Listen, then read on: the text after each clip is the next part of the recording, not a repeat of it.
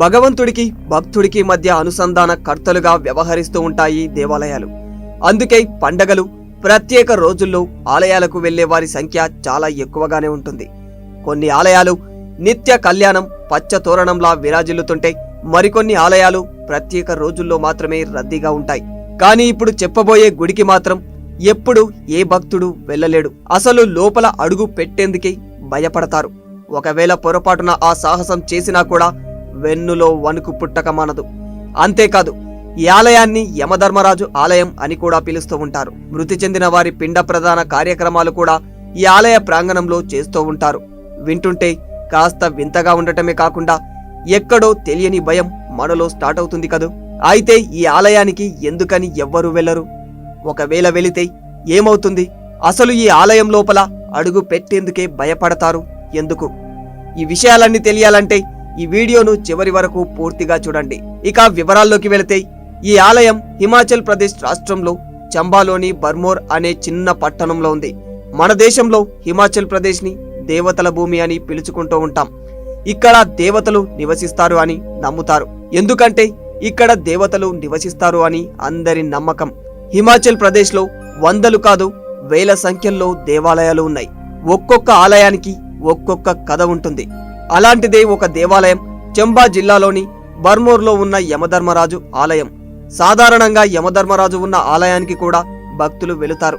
ప్రత్యేక పూజలు కూడా చేస్తారు. అపశృతి దోషం తొలగించమని ప్రార్థిస్తారు. కానీ ఈ గుడిలోకి మాత్రం ఏ భక్తుడు వెళ్ళడు. ఎత్తైన పర్వతాల మధ్య ఉండే ఈ యమధర్మరాజు ఆలయాన్ని ఎవరు, ఎప్పుడు, ఎలా నిర్మించారు అనేది మాత్రం ఎవ్వరికీ తెలియదు. కానీ చంబారాజు ఈ ఆలయాన్ని 6వ శతాబ్దంలో పునరుద్ధరించినట్టు చరిత్ర చెబుతోంది. ఈ ఆలయం కేవలం యమధర్మరాజు కోసమే కట్టారని, అందుకే ఆయన తప్ప ఇంకెవ్వరూ ఈ గుడిలోకి వెళ్ళలేరని అక్కడి స్థానికుల కథనం ఉంది.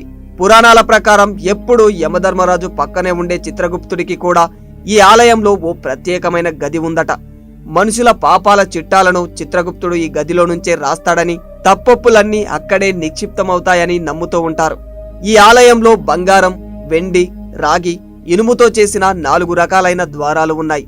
ఎవరైతే భూమి మీద ఎక్కువ పాపాలు చేస్తారో వారి ఆత్మలన్నీ ఇనుప ద్వారం లోపలికి వెళతాయని, పుణ్యం చేసిన వారి ఆత్మలన్నీ బంగారం ద్వారం నుంచి లోపలికి వెళతాయని విశ్వాసం. అందులో ఆలయం లోపలకు అడుగు పెట్టకుండానే భక్తులు బయట నుంచే నమస్కారం చేసుకుని వెళుతూ ఉంటారు.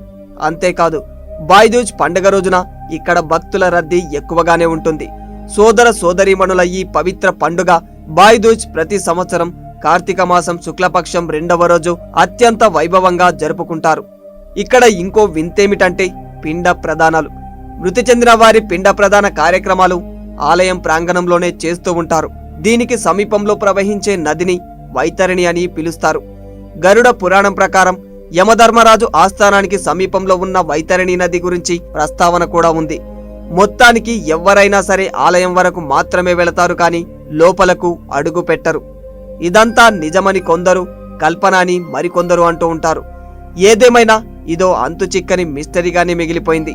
విన్నారు కదా. ఈ వీడియో మీకు నచ్చినట్లయితే ఈ వీడియోపై మీ అభిప్రాయాన్ని కామెంట్ రూపంలో తెలియజేయండి. ఇలాంటి మరిన్ని ఇన్ఫర్మేటివ్ అండ్ ఇంట్రెస్టింగ్ వీడియోస్ కోసం ఇప్పుడే RTV ని ఫాలో అవ్వండి.